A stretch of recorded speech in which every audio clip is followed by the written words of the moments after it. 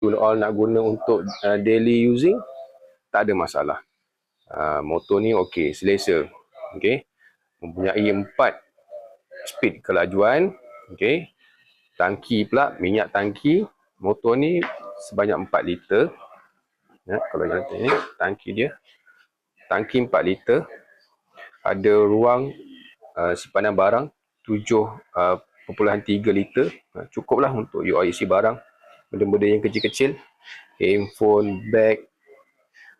Beg kecil lah. Beg kecil. Dompet. Kan? Tak masuk air ni.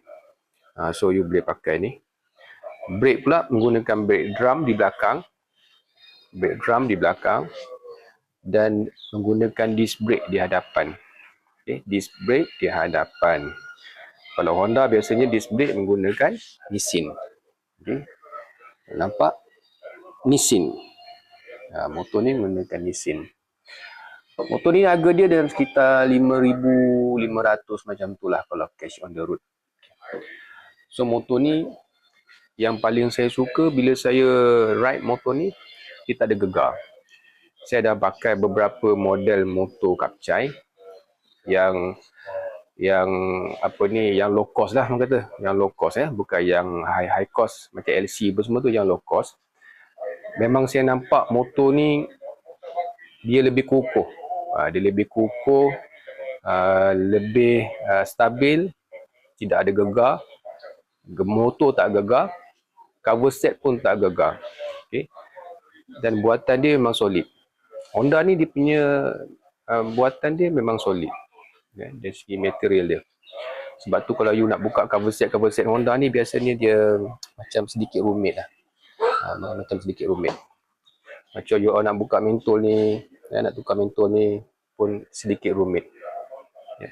Yang cover set dia ni memang tak ada gegar. Goyah. Memang tak ada gegar. Keras. Material dia keras. Okay.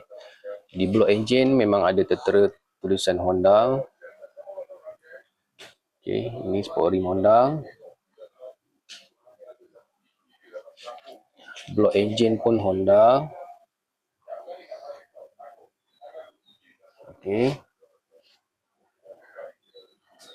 Ada chrome cover di bahagian exhaust. Okay, ini saya gunakan top box aluminium 45 liter untuk motor ni. Senang saya nak bawa barang pergi kerja. Nak bawa barang pergi kerja. So you all boleh belilah apa ni, box ni.